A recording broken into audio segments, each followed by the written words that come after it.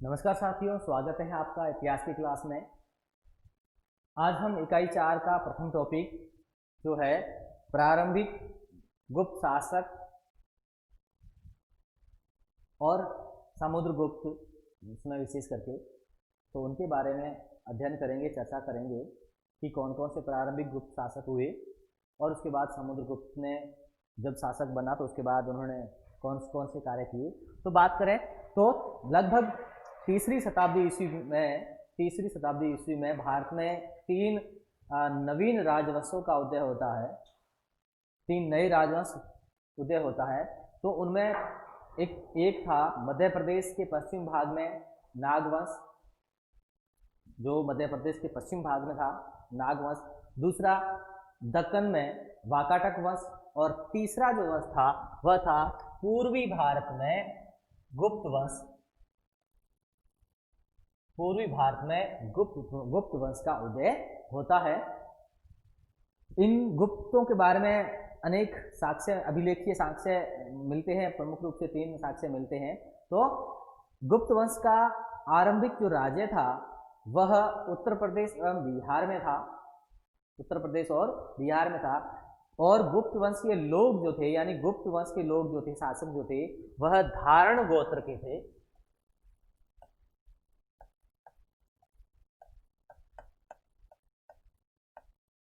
धारण गोत्र के थे। ये धारण गोत्र के थे। और इस बात का उल्लेख जो है प्रभावती गुप्ता, जो चंद्रगुप्त द्वितीय की पुत्री थी, तो प्रभावती गुप्ता के पूना ताम्रपत्र से इस बात का उल्लेख मिलता है, या ये बात स्पष्ट होती है कि ज्ञात होती है कि जो गुप्त शासक थे वो धारण गोत्र के थे। तो इनकी वंशावलियों के बारे में अनेक अभिलेख के साक्ष्य मिलते हैं कि इनके संस्थापक जो है वह श्रीगुप्त थे। गुप्त वंश के संस्थापक श्रीगुप्त थे। और इन गुप्तों के बारे में और इनकी वंशावलियों के बारे में जो अभिलेख के साक्ष्य प्राप्त होते हैं वह प्रमुख रूप से तीन अभिलेख के साक्ष्य मिले हैं, जिनके बारे में गुप्तों की वंशावलियां प्रकट होती है या ज्ञात होती है। जैसे एक समुद्रगुप्त की प्रयाग प्रशस्ति, दूसरा कुमारगुप्त का विल्सन स्तंभ लेख, और तीसरा जो है स्कंदगुप्त का भीतरी गांव स्तंभ लेख। तो इनसे जो है इनकी वंशावलियों के बारे में जानकारियां मिलती है। लेकिन जो वंशावलियां प्राप्त हुई है उन वंशावलियों में जो प्रारंभिक जो गुप्त शासक, जो श्रीगुप्त या जो घटोत्कच, जो श्रीगुप्त का उत्तराधिकारी था, उनका उल्लेख वंशावलियों में नहीं दिया गया है। जबकि जो वंशावलियां प्राप्त हुई है उनमें सबसे पहला शासक जो है वह चंद्रगुप्त प्रथम, चंद्रगुप्त प्रथम का उल्लेख प्रथम शासक के रूप में, पहले शासक के रूप में चंद्रगुप्त प्रथम का उल्लेख मिलता है। और इस चंद्रगुप्त ने जो है महाराजा धीराज की उपाधि धारण की थी। महाराजा धीराज की उपाधि धारण की। और इसके अलावा इन्होंने जो है एक नवीन संवत भी चलाया जिसे गुप्त संवत कहा जाता है। तो 319 ईस्वी में गुप्त संवत भी प्रारंभ किया। और चंद्रगुप्त प्रथम जो है ये वास्तविक संस्थापक माना जाता है। गुप्त वंश का वास्तविक संस्थापक, वास्तविक संस्थापक चंद्रगुप्त प्रथम को माना जाता है, जिसने महाराजा धीराज की उपाधि धारण की। और 319 ईस्वी में उन्होंने गुप्त संवत चलाया। और इसके साथ साथ इन्हें जो है गुप्त वंश का वास्तविक संस्थापक कहा जाता है। और इसके अलावा चंद्रगुप्त प्रथम ने जो है राजधानी पाटलिपुत्र को अपनी राजधानी बनाया। तो इन सारी बातों की जानकारियां जो है अभिलेखों में मिलती है। और इसके अलावा जो गुप्त शासन काल था वह कला और साहित्य में स्वर्ण युग कहा जाता है, क्योंकि गुप्त शासनकाल के दौरान विशेष करके चंद्रगुप्त द्वितीय, जिसे विक्रमादित्य भी कहा गया, तो उसके काल में जो कला और साहित्य में अभूतपूर्व प्रगति हुई, और इस कारण जो इतिहासकारों ने गुप्त काल को स्वर्ण युग कहा है। तो सबसे पहले स्वर्ण युग की संज्ञा जो है राष्ट्रवादी इतिहासकार के.एम.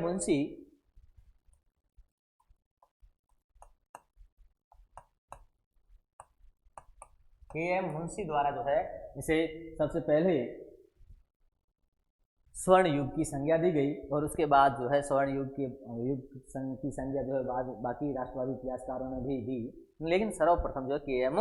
मुंशी महोदय ने जो है स्वर्ण युग कहा, इस गुप्त शासन को स्वर्ण युग कहा।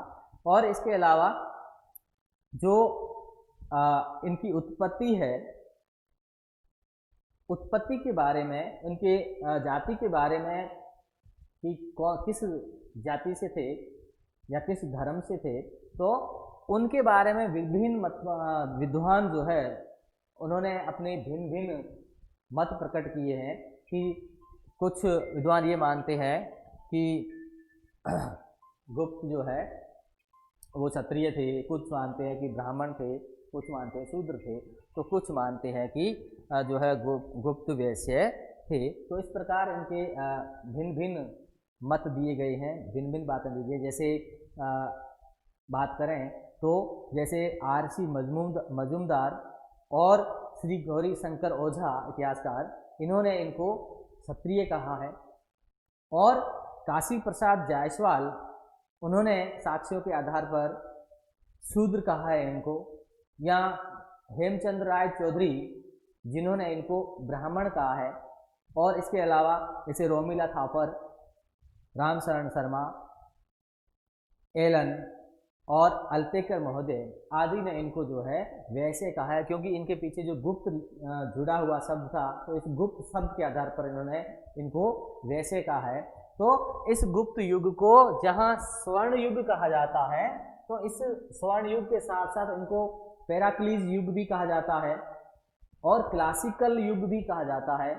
तो भिन्न भिन्न नाम दिए गए, स्वर्ण युग, क्लासिकल युग और पेराक्लीज युग इतिहासकारों द्वारा। तो ये सब बातें जो है गुप्त काल को कहा जाता है। गुप्त राजवंश की बात करें तो गुप्त राजवंश के पहले बताया कि इनके संस्थापक श्री गुप्त थे, जिन्होंने इस गुप्त वंश की स्थापना की, और उसके बाद श्री गुप्त के बाद घटोत्कच हुए उसके उत्तराधिकारी। लेकिन ये दोनों ही जो है इन्होंने किसी प्रकार की कोई उपाधि धारण नहीं की थी। तो इस कारण जो है इतिहासकार या विद्वान मानते हैं कि ये स्वतंत्र शासक नहीं थे, जबकि अधीन शासक थे। तो विद्वानों का मानना है कि गुप्त जो थे वह कुषाणों के सामंत थे।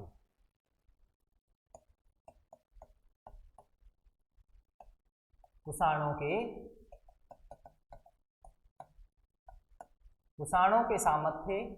प्रारंभ में गुप्त शासक जो थे वह कुषाणों के सामंत थे, और उसके बाद चंद्रगुप्त ने जो है इनकी अधीनता से, कुषाणों की अधीनता से मुक्ति पाई और अपने आप को स्वतंत्र शासक घोषित किया और महाराजा धीराज की उपाधि धारण की। तो इस प्रकार जो वास्तविक संस्थापक वह चंद्रगुप्त प्रथम को माना जाता है।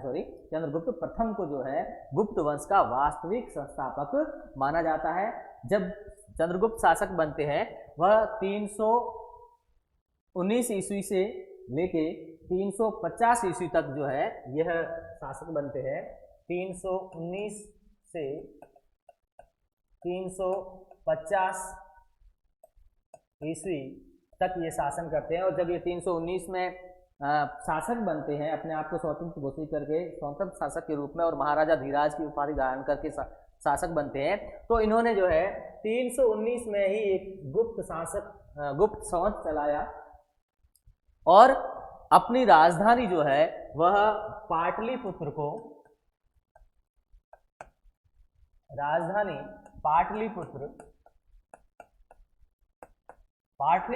अपनी राजधानी बनाया।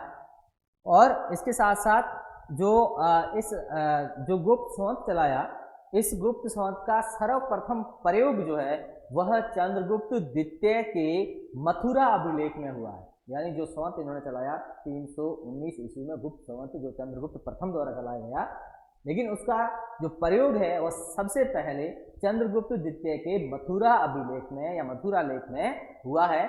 और चंद्रगुप्त प्रथम ने लिच्छवी राजकुमारी, लिच्छवी जो वंश था, तो लिच्छवी राजकुमारी से जो है, जिसका नाम कुमार देवी था, उनसे विवाह किया था। और समुद्रगुप्त इसी कुमार देवी से उत्पन्न था, यानी समुद्रगुप्त जो है वह कुमार देवी का ही पुत्र था, इसलिए वह बड़े गर्व से अपने आप को लिच्छवी दोहित्र कहता है। तो कुमार देवी से विवाह किया था इन्होंने, और इन्होंने कुछ सिक्के चलाए। जो गुप्तों का पहला सिक्का जो चंद्रगुप्त द्वारा चलाया गया वह राज दंपति प्रकार का सिक्का था, वह राज दंपति प्रकार का सिक्का।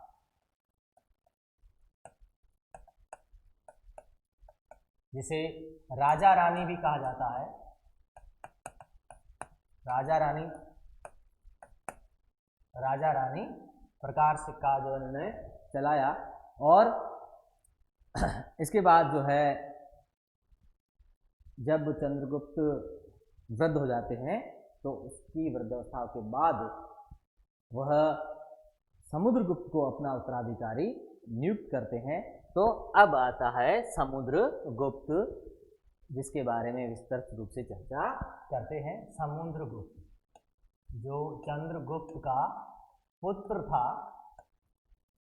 और जिसे जो है चंद्रगुप्त ने अपने जीवन काल में ही अपना उत्तराधिकारी घोषित किया था।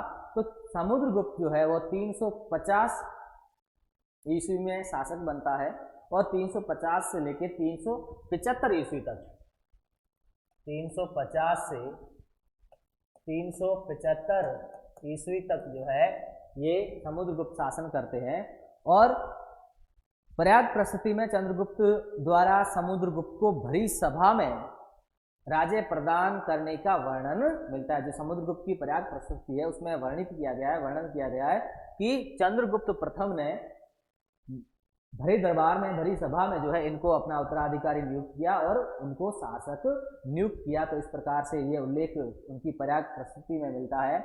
और इसे समुद्रगुप्त को जो विसेंट स्मिथ थे,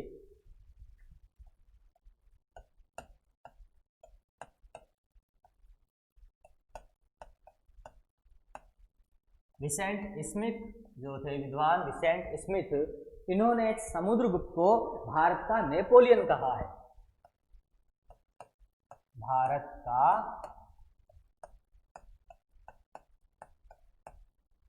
नेपोलियन, भारत का नेपोलियन की संज्ञा समुद्रगुप्त को विसेंट स्मिथ द्वारा दी गई।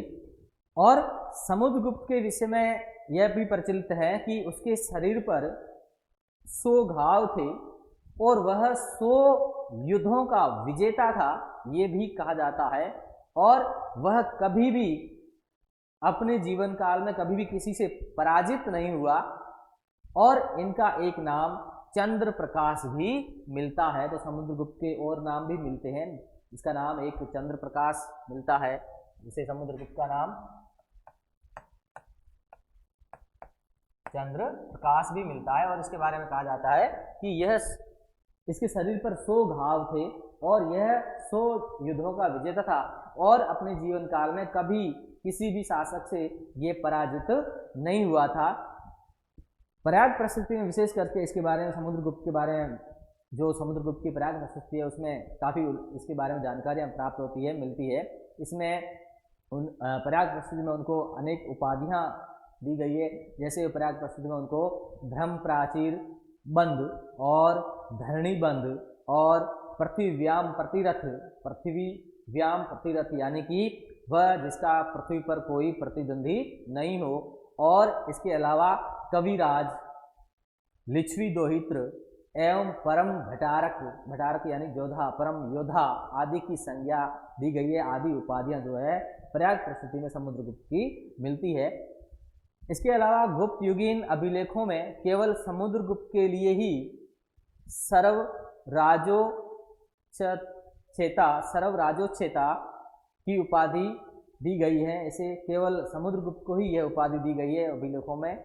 और प्रयाग प्रस्तुति में उसे पृथ्वी पर निवास करने वाला देवता कहा गया है। प्रयाग प्रस्तुति में उनको उपमा देवता से की गई है, तुलना देवता से की गई है और इसे पृथ्वी पर निवास करने वाला देवता कहा गया है। और इसके बारे में कहा गया है कि जो अगर प्रसन्न हो जाए तो कुबेर के समान है और अगर नाराज हो जाए तो जो है वह यम के समान है और दान देने में वह वरुण के समान है और वीरता में वह इंद्र के समान है आदि जो है इनके बारे में प्रयाग प्रस्तुति में कहा गया है।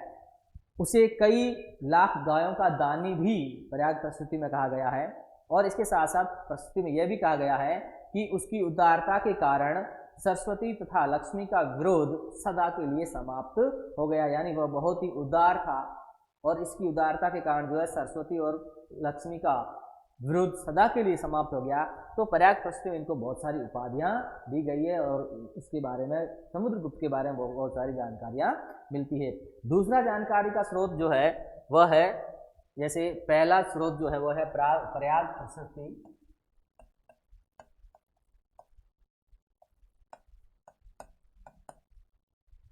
प्रयाग प्रशस्ति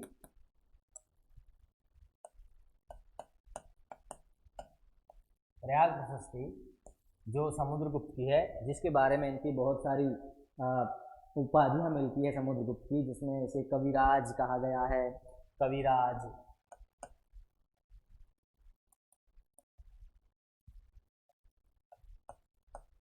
कविराज कहा गया है, धरणीबंध कहा गया है,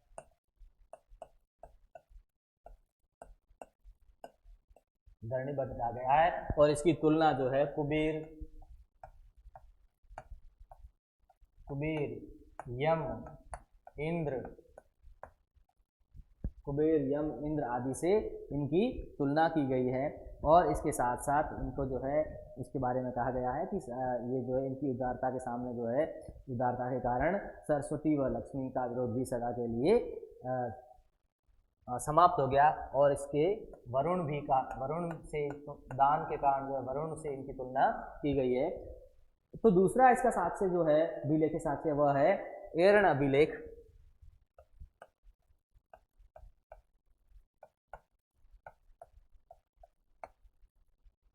एरण अभिलेख में इनके बारे में बहुत सारी जानकारियां प्राप्त होती है। इसमें कहा गया है कि समुद्रगुप्त प्रसन्न होने पर कुबेर तथा नाराज होने पर यमराज के समान है। यह एरण अभिलेख में भी कहा गया है। और इसके अलावा इस अभिलेख में पत्नी दत्त देवी एवं अनेक पुत्र और पौत्र बताए गए हैं। इस अभिलेख में बताया गया है इसकी पत्नी का नाम दत्त देवी था और इसके अनेक पुत्र और अनेक पौत्र थे। और इसके साथ अलावा प्रयाग जो प्रस्तुति है यह अभिलेख मूलतः कौशाम्बी में था और यह मूलतः अशोक का अभिलेख था जो अशोक ने कौशाम्बी में स्थापित करवाया था। उसी पर जो है ये प्रयाग प्रस्तुति लिखी गई।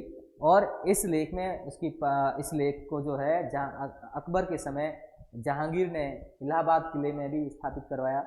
और इस प्रयाग प्रस्तुति में कुल 33 पंक्तियां हैं और इसकी भाषा जो है वह संस्कृत है तथा इसकी लिपि ब्राह्मी है और शैली जो है वह चंपू शैली है। चंपू शैली यानी जिसमें गद और पद दोनों मिलते हैं उसे चंपू शैली कहा जाता है। तो इस प्रकार इसे रचित करने का कार्य जो है महान कार्य वह महादंड नायक हरिसेन ने प्रयाग प्रस्तुति को लिपिबद्ध किया। और वहीं महादंड नायक जो तिलक भट्ट था उसने इस लेख को निर्गत कराया। यह अभिलेख समुद्रगुप्त कालीन इतिहास का एक दर्पण है, यानी इसमें ऐसी बहुत सारी जानकारियां समुद्रगुप्त के बारे में इस प्रयाग प्रस्तुति मिलती है। इसके लिए इसे समुद्रगुप्त के इतिहास का दर्पण कहा गया है। इसे पाषाण पर खुद ही समुद्रगुप्त की आत्म कथा भी कहा जाता है, यानी जो प्रयाग प्रशस्ति है इसे जो है पाषाण पर यानी पत्थरों पर खुदी हुई समुद्रगुप्त की आत्म कथा भी कहा जाता है, क्योंकि इसमें बहुत सारी जानकारी प्राप्त होती है। और इसके साथ साथ इसको जो है समुद्रगुप्त शासनकाल का इतिहास का दर्पण भी कहा जाता है। और इस प्रशस्ति में न कोई तिथि दी गई है, यानी कि कोई किसी प्रकार की तिथि नहीं दी गई है, और न ही अश्वमेघ यज्ञ का, जिसके बारे में इतिहासकार उल्लेख करते हैं कि इसने अश्वमेघ यज्ञ भी किया था, लेकिन इस प्रयाग प्रस्तुति में इसका कोई उल्लेख नहीं मिलता है। और इस अभिलेख का सर्वप्रथम पाठन यानी पढ़ने का कार्य जो 1834 ईस्वी में कैप्टन ए डायर द्वारा किया गया, यानी 1834 ईस्वी में कैप्टन ए डायर ने जो इस लेख को पढ़ा था, सबसे पहले इस लेख को पढ़ा था। और समुद्रगुप्त का उद्देश्य जो है वह धरणीबंध था। धरणीबंध यानी संपूर्ण पृथ्वी को जीतना, यह उसका उद्देश्य था। और उसकी विजयों की जानकारी प्रयाग प्रशस्ति से भी होती है कि उसने प्रयाग प्रशस्ति खूब सारी जानकारी मिलती है कि उन्होंने जो है कौन कौन सी उसकी उपाधियाँ थी उसकी, और इसके साथ साथ उन्होंने कौन कौन से युद्ध किए और कहाँ कहाँ विजित हुआ, तो इसके बारे में बहुत सारी जानकारियाँ प्रयाग प्रशस्ति में मिलती है। तो समुद्रगुप्त की प्रयाग प्रशस्ति के आधार पर इनकी विजयों को प्रमुख रूप से 5 मोटे तौर पर 5 भागों में बांटा जा सकता है। 5 जो है भागों में बांट सकते हैं। जैसे प्रथम जो है वह है आर्यावर्त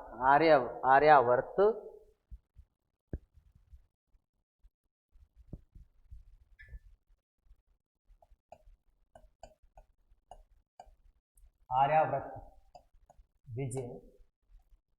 तो सबसे पहले इसकी विजय जो है आर्यावर्त की विजय है जो इन्होंने की। और इस आर्यावर्त विजय का उल्लेख जो है प्रयाग प्रशस्ति की 13वीं और 14वीं पंक्तियों में मिलता है, इसका उल्लेख मिलता है। और इसमें जो है आर्यावर्त यानी कि उत्तर भारत में जो इसने जिन शासकों को हराया, मुख्य रूप से 3 शासक थे। 3 शासकों को जो है इसने पराजित किया समुद्रगुप्त ने आर्यावर्त विजय के दौरान।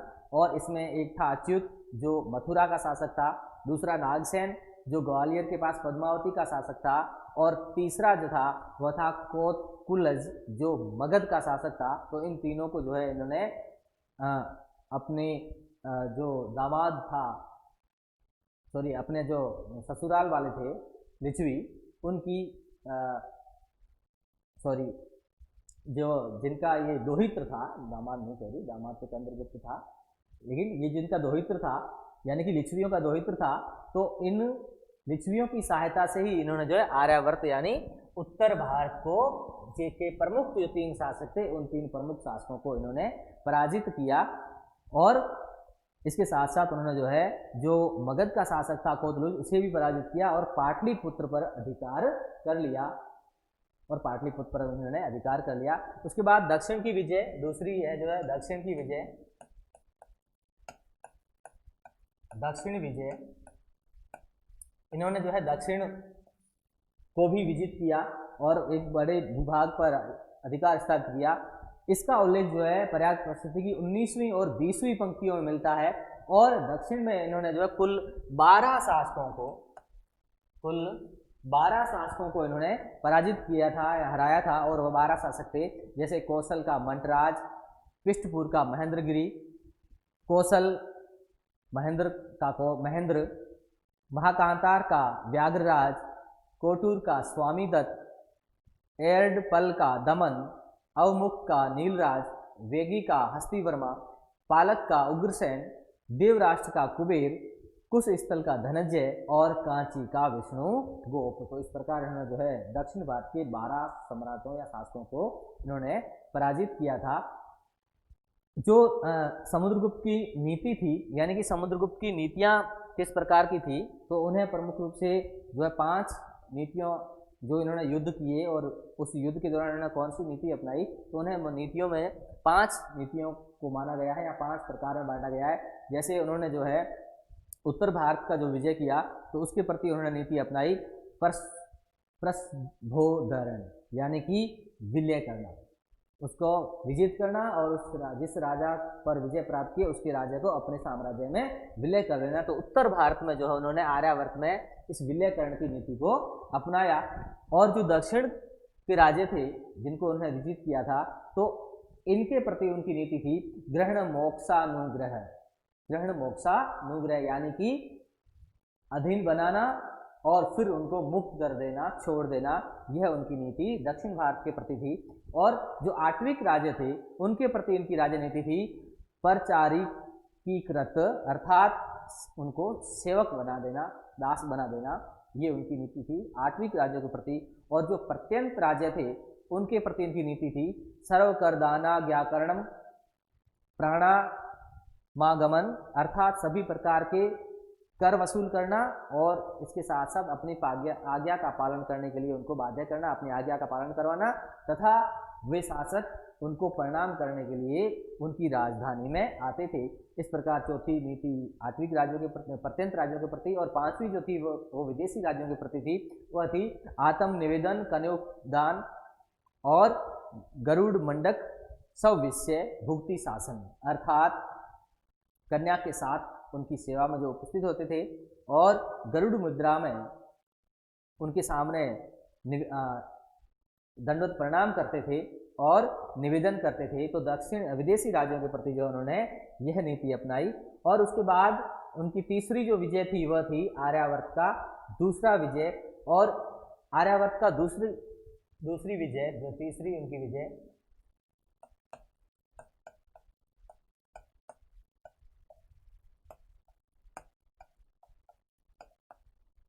आर्यावर्त की दूसरी विजय, आर्यावर्त की दूसरी विजय का उल्लेख जो है वह प्रयाग प्रस्तुति की 21वीं पंक्ति में मिलता है, और जिसमें जो है दूसरी विजय में इन्होंने आर्यावर्त के कुल 9 राज्यों शासकों को पराजित किया था, 9 शासकों पर विजय प्राप्त की थी। और वह शासक थे रुद्रदेव, मतिल, नागदत्त, चंद्रवर्मा, गणपति नाग, नागसेन, अच्युत, नंदी और बलवर्मा। ये जो है 9 शासक थे जिनको उन्होंने आर्यावर्त की दूसरी विजय में इनको पराजित किया था। उसके बाद चौथा जो था आक्रमण वो 8वीं राज्यों पर था।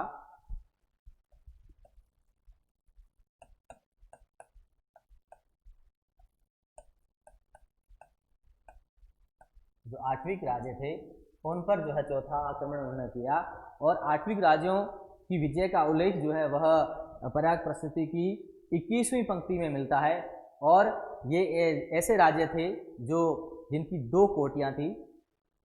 ये राज्य थे जो उत्तर प्रदेश के गाजीपुर से मध्य प्रदेश के जबलपुर तक फैले हुए थे। जो 8वीं राज्य थे जिसका उल्लेख प्रयाग प्रस्तुति की 21वीं पंक्ति में मिलता है, ये ऐसे राज्य थे जो उत्तर प्रदेश के गाजीपुर से मध्य प्रदेश के जबलपुर तक फैले हुए थे। और 5वां जो था विजय वह थी प्रत्यंत यानी सीमावर्ती राज्य।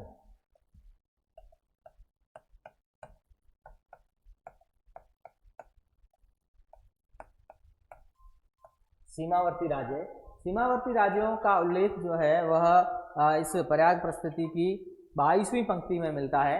और ये जो सीमावर्ती राज्य थे इनकी 2 कोटियां थी, यानी 2 प्रकार थे। कुछ सीमावर्ती राज्य जहाँ राजतंत्रात्मक शासन व्यवस्था थी, तो कुछ में जो है गणतंत्रात्मक शासन व्यवस्था थी। राजतंत्रात्मक शासन व्यवस्था कहाँ कहाँ थी, तो वह राज्य थे समतट, डवाक, कामरूप, कर्तुरपुर एवं नेपाल। तो ये राजतंत्रात्मक शासन थे। समुद्रगुप्त वह पहला शासक था जिसने बंगाल यानी कि समतट एवं ताम्रलिप्ति बंदरगाह पर भी अधिकार कर लिया था। यानी कि समुद्रगुप्त वह पहला शासक था, गुप्त शासक था जिसने समतट यानी कि बंगाल और ताम्रलिप्ति बंदरगाह पर भी अधिकार कर लिया था। और इसके बाद दूसरा जो गणतंत्र शासन थे या गणतंत्र शासन व्यवस्था थी वह थी जिसमें प्रस्तुति में कुल 9 गणतंत्रों का उल्लेख किया गया है। तो वह 9 गणतंत्र थे खरपरिक, प्रार्जुन, मालव, योधे, अर्जुनायन, काक, संकानिक और आभीर एवं मद्रक। ये जो है 9 गणतंत्र राज्य थे। कुछ विदेशी शक्तियां जिनको इन्होंने पराजित किया, जिनका उल्लेख जो है 23वीं और 24वीं पंक्ति में मिलता है। तो वह विदेशी शक्तियां जो थी, जो भारत में शासन कर रही थी, वह थी देवपुत्र शाहानुशाही यानी कि कुषाण।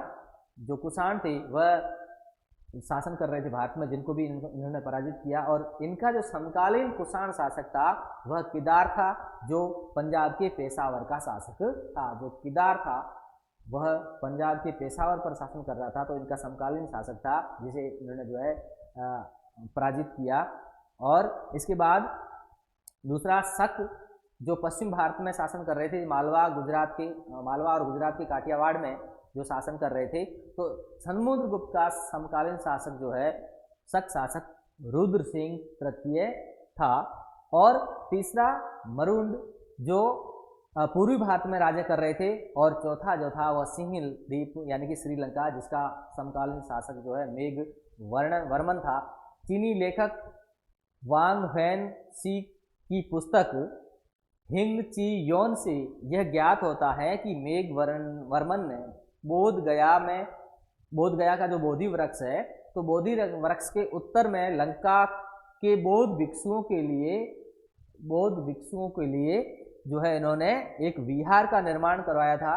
समुद्रगुप्त की आज्ञा से अनुमति लेकर एक विहार का निर्माण कराया था, और इसका उल्लेख जो है हैनसांग ने भी किया है, और उस विहार को इन्होंने महाबोधि संघाराम की संज्ञा दी है, या महाबोधि संघाराम कहा है। इसके अलावा समुद्रगुप्त ने कुछ सिक्के जारी किए, और उन सिक्कों में जैसे ध्वजधारी पहला था, ध्वजधारी जिसे दंडधारी भी कहा जाता है, और गरुड़ प्रकार का सिक्का भी कहा जाता है। उसके अलावा धनुर्धारी प्रकार का सिक्का, परशुधारी प्रकार का सिक्का जिस पर जो है राजा परशु धारण किए हुए हैं और उस पर कर्तांत परशु अंकित किया हुआ है। इसके अलावा उन्होंने व्याघ्र निहंता प्रकार के सिक्के चलाए, और अश्वमेघ प्रकार के भी सिक्के चलाए, और वीणा वादन प्रकार के सिक्के चलाए जिस पर समुद्रगुप्त जो है वीणा बजाते हुए अंकित किया गया है, जिससे उनका जो संगीत के प्रति जो रुचि थी वह प्रकट होती है कि और वीणा बजाने में वह बड़े माहिर थे, यह भी ज्ञात होता है। तो वीणा प्रकार का सिक्का भी उन्होंने चलाया। तो इस प्रकार समुद्रगुप्त ने काफ़ी कुछ कार्य किया, और इस वीणा वादन सिक्के में जो उनकी तुलना नारद और तुम्बरू से की जाती है, उसके समान बताया गया है। तो समुद्रगुप्त के जो सिक्के हैं उन पर बड़े बड़े लेख मिलते हैं, और इसी लेखों के कारण जो है इन मुद्राओं को, यानी कि गुप्त मुद्राओं को एक प्रचार मुद्रा भी कहा जाता है। और समुद्रगुप्त के जो राज्य था वह कश्मीर, पंजाब और राजस्थान, सिंध एवं गुजरात को छोड़कर पूरे भारत पर इन्होंने अधिकार कर लिया था। तो इस प्रकार समुद्रगुप्त अश्वमेघ प्रकार के भी सिक्के मिलते हैं, जिससे जाहिर होता है कि उन्होंने अश्वमेघ यज्ञ करवाया था। और तो ये थी समुद्रगुप्त की उपलब्धियां और समुद्रगुप्त के कार्य। अगला टॉपिक अगली क्लास में, तब तक के लिए नमस्कार, धन्यवाद।